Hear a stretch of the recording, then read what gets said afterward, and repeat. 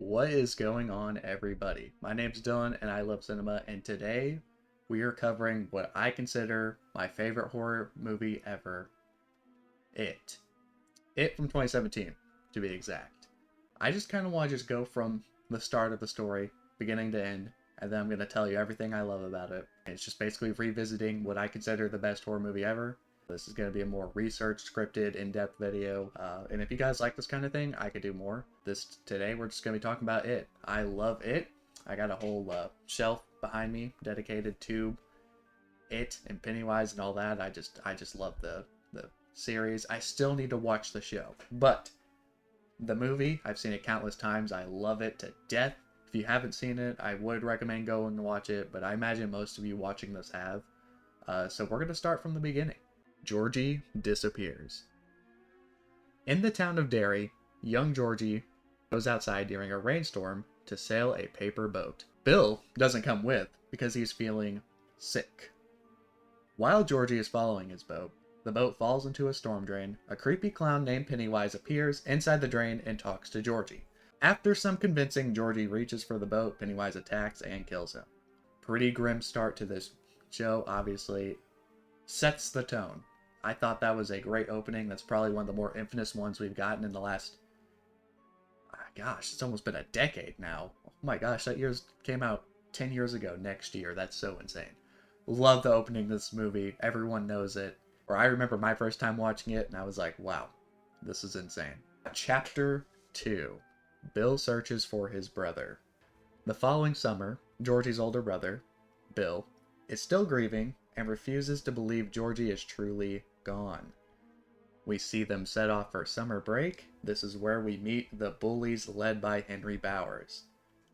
I cannot stand Henry Bowers. This is such a well done bully character, and from the first moment you see him, he's immediately like, you gotta pass this year, Bill, because your little brother died, but don't think it's gonna be so easy this summer. I'm paraphrasing, but it's something along those lines. This guy's evil. This guy is evil, and eventually he turns into like one of Pennywise's minions, and frankly, I think he is fit for it. Chapter 3. The Losers Club. Bill's group of outcast friends include Mike, Richie, Stanley, and Eddie, and obviously Bill.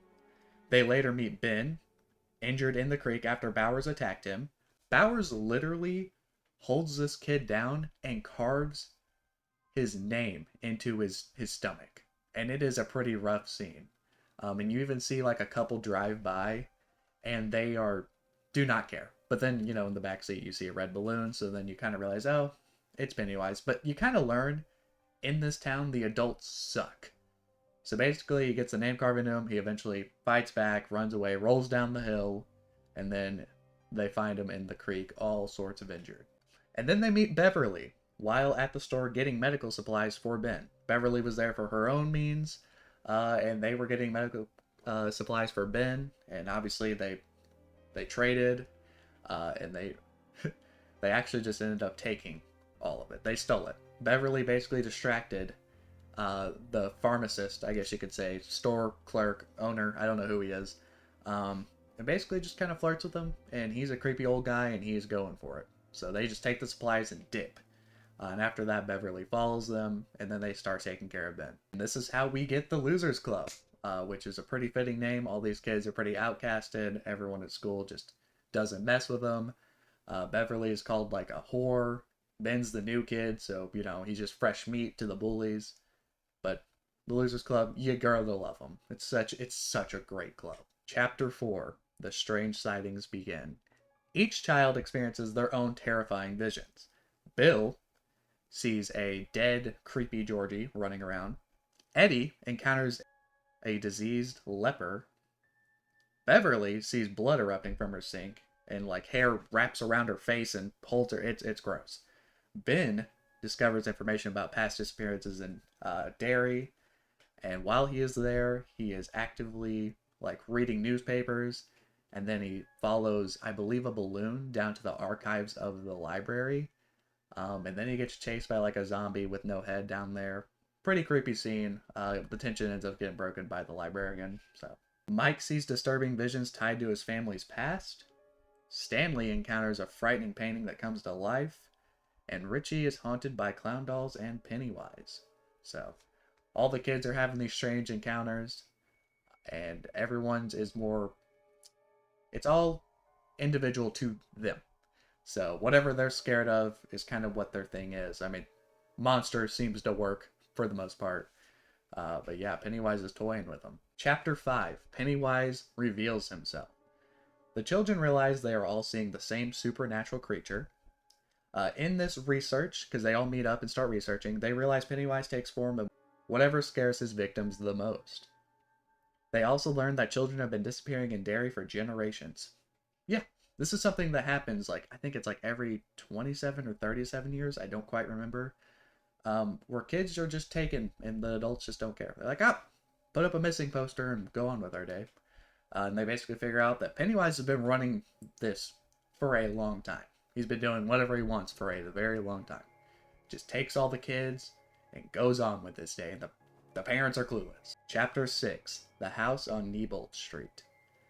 The group tracks clues to an abandoned house. Inside they encounter Pennywise, and they do a pretty good job fighting him off, but Eddie does get injured during this, which leads to a whole lot of crap.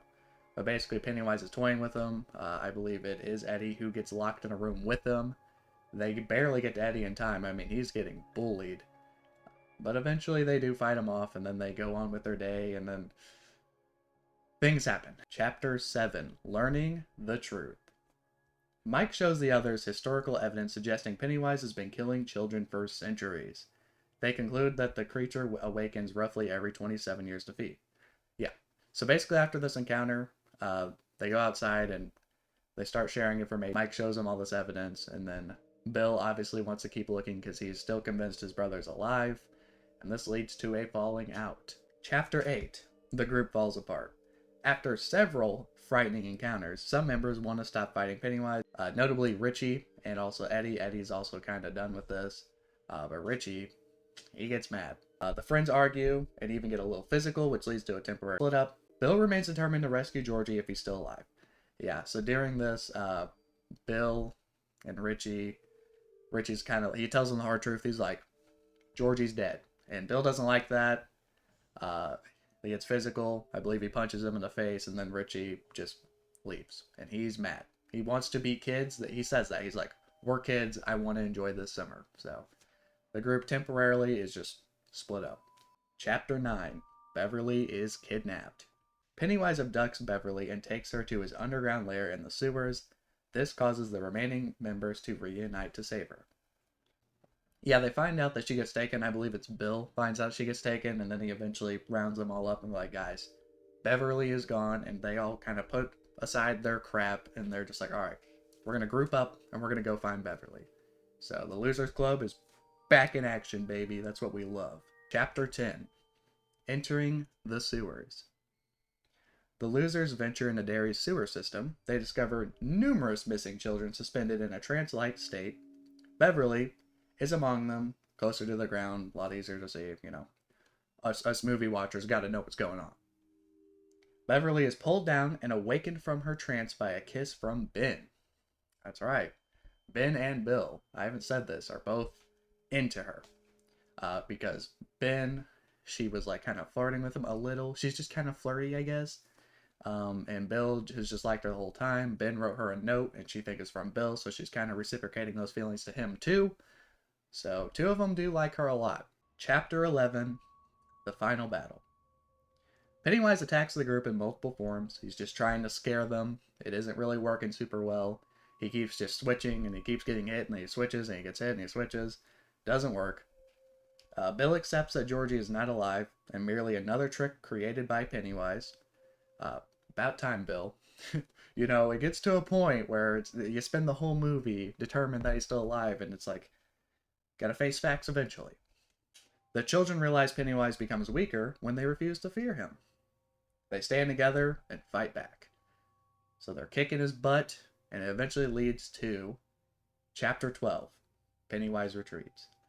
Injured and overwhelmed, Pennywise retreats deeper into the darkness instead of being killed. I believe he goes down a well. He goes down a well, which definitely implies that, you know, he's hurt, but he ain't dead. So that's how we knew for a long time we were getting a second movie, and eventually we did. It's good. I like the second movie. It isn't as good as the first one, but, you know, it is what it is. Chapter 13, Summer Ends. Beverly finally leaves her abusive home situation. The friends reflect on everything they've survived. They promise that if Pennywise ever returns, they will return too. Yeah, they do that with a literal blood pact. They cut their hands, they all put them together, and they're like, all right, if he ever comes back, we all gotta come back, even though we're gonna be adults. Which eventually, you know, we get the second movie.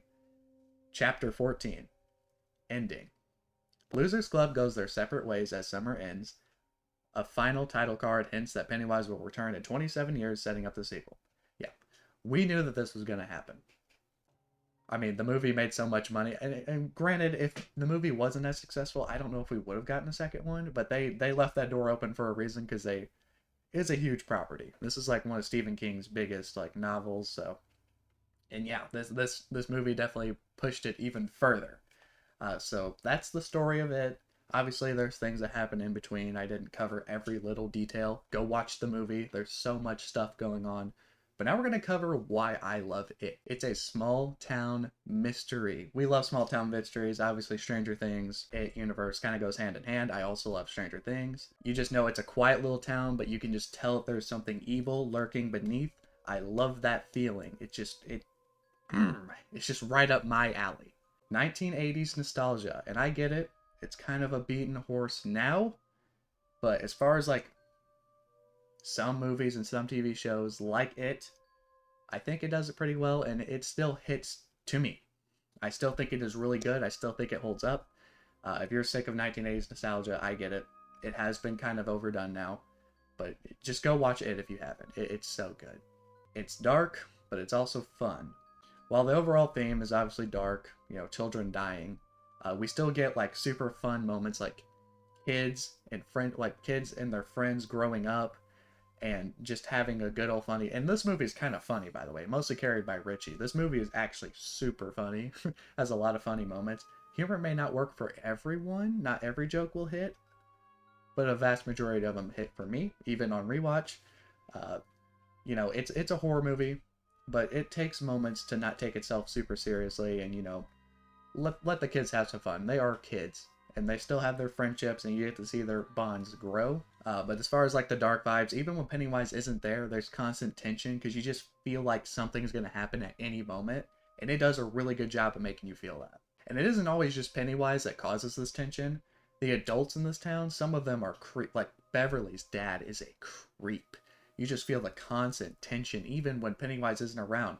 The parents, the adults in this town who suck, manage to create their own sort of tension, and it just, I don't know, it just feels like it's these kids versus the world. Visually, I think the movie is also really good. The sky is gray, there's a lot of rundown locations, and there are a lot of shadows, and they use those shadows to do some creepy things that I think visually works very well. And that just feels perfect to me.